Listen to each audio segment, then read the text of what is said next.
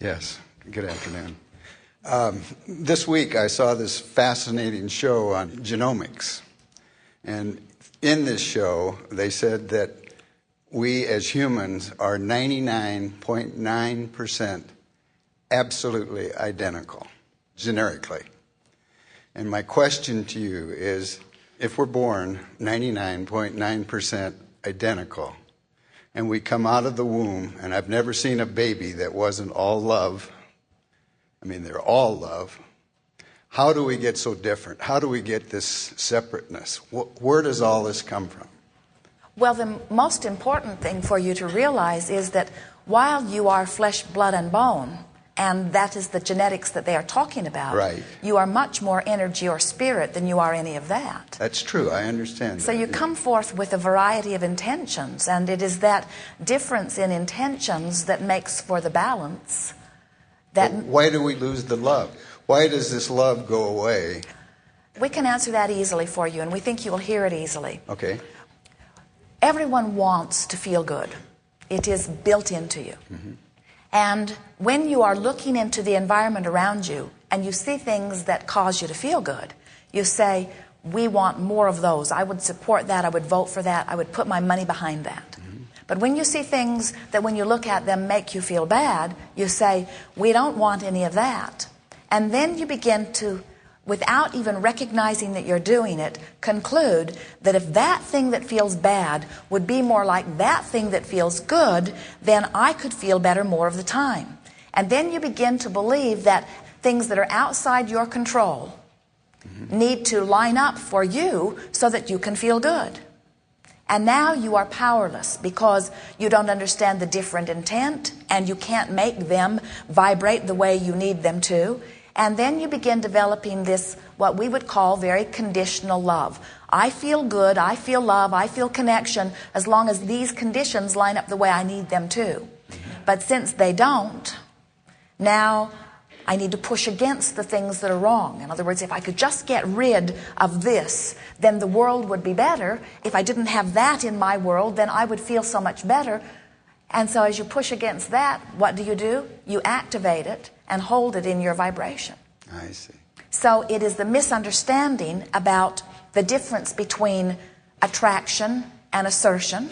This is a universe based on attraction. Is the difference between understanding inclusion, which everything in this universe is, and exclusion, which does not exist anywhere. Exclusion is like trying to deactivate something. Mm-hmm. So what happens is people, through the process of observation, get disconnected. Now, we want to carry this a little further because this is the answer that we've been waiting to give for a long, long time. You're hung up in step one. Okay. And step one's an important step. Uh-huh. In other words, step one is important to this process, but step three is important to this process. And when humans get hung up in step one, in other words, I know what I don't want, I know what I do want, how are we going to get rid of it? Let's face the facts. When did this start? How far back into my past do I have to go?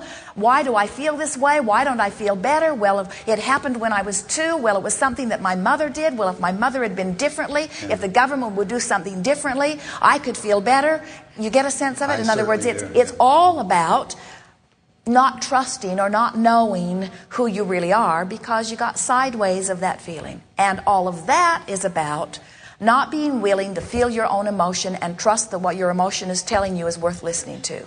And that happened because, this is fun, and that happened because when you're little, some well-meaning person warned you about some danger when there was no danger.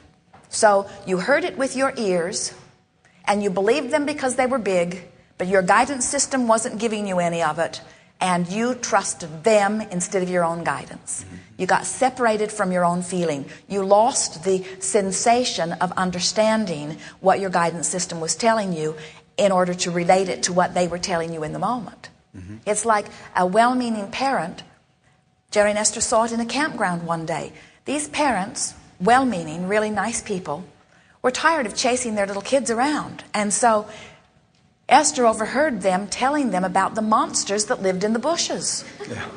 Because the kids wanted to go play in the bushes and the parents didn't want to go with them. So they said, there's stuff in those bushes that you don't want to deal with. Like what? Well, they're big and they're mean. There's a boogeyman in the bushes. And that little child was so obedient. That child never got more than 20 feet from the side of his parent the whole rest of their camping trip. In other words, it was like a dog on a chain. The child was afraid to venture out. And the thing that is so shocking about that is that this child had no way of measuring his own resources because there was no danger in the bushes. Right. So he was taking somebody else's word for danger in the bushes, and then parents wonder why their children don't understand their own guidance system, you see. Yeah. So it's all about that. But the good news is you get crossways from allowing in your quest to determine and decide. And the determining and the deciding is a very important part. And you never thought it was a risk, and it isn't, because you always knew that who you really are would prevail, and does. And so you never felt like you were too far out on the leading edge. You always knew that resources would come along. When you are little, even though you might get out of kilter, there's always a teacher or a loved one. There's always someone who gives you those clues of guidance. In other words, even the most exaggerated diversion from your path is not as far off of your path as any of you believe. But you take your life so seriously. You worry so much about what others think. You try so hard to be this picture of perfection instead of just understanding that you are here to live joy. And that brings us to the biggest point that you are reaching for. When you lose sight of the fact that joy is your quest, Right. then you get out of balance. You came with this perfect triad of intentions of freedom and growth and joy. And the freedom is a basic. It is a standard. You are so free you can choose bondage. Freedom is the natural basis of your experience. When you choose joy as your goal or your dominant intention, what you're saying is, I will always try to line up my thoughts, words, and actions with something that feels good, because you can't have joy otherwise. And when you do that, expansion or growth is the natural result. But then we have to say to you, expansion or growth is the natural result no matter what you do. So when you think about it that way, if you can't get it wrong and you never get it done, then what's this big hang-up? Why is the struggle so severe?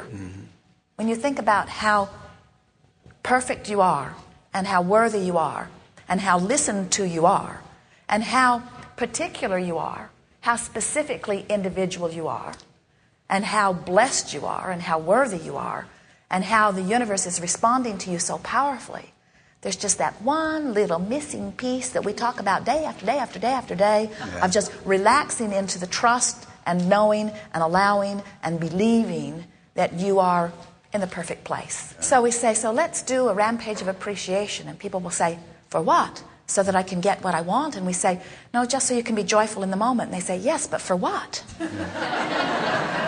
say, let's do a virtual reality. And they say, why? And we say, so that you can feel good while you do it. And they say, yeah, we get that, so we can feel good. But then what? Then what? In other words, what else will I get from it? And that's the rub right there. If you could just get it, that this powerful now is the junction where you meet you, where the source that is you meets the physical perspective ego. We sort of like that is you.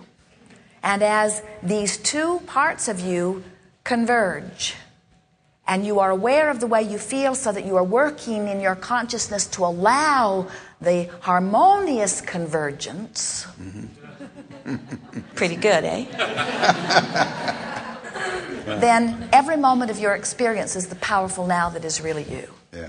Now, it's all right now. It's all right now. So how often do you find yourself now struggling or working a little hard in order to affect something for later? Or putting off something that you'd really like to do? Or worrying?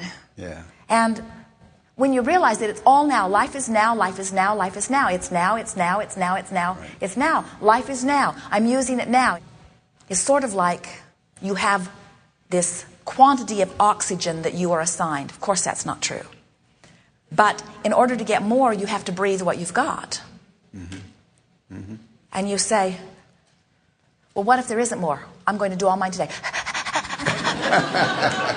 Or Or what if there's not enough? I'll hold my breath so I don't use it up too much. And we say, it's all now, and it's all happening now. Everything is about now. But in your now, you can be observing, you can be remembering past, you can be contemplating future, you can be facing reality, you can be facing virtual reality, you can be pretending, you can be fantasizing, you can be factualizing, you can focus anywhere you want, but you're doing it now. Right. And we think that the reason that so many have lost sight of their joy is because they're saving up for something later that they will never experience unless they practice it now. Because your vibrational proclivities are now. In other words, you know how you're mostly going to vibrate tomorrow? Pretty much like you did today. So if today you're reaching for more and more better feeling thoughts, then tomorrow it's likely that you'll find more and more better feeling thoughts. Right. Yes. Very much so. Yes. Yes. Something more? That's it. Thank you.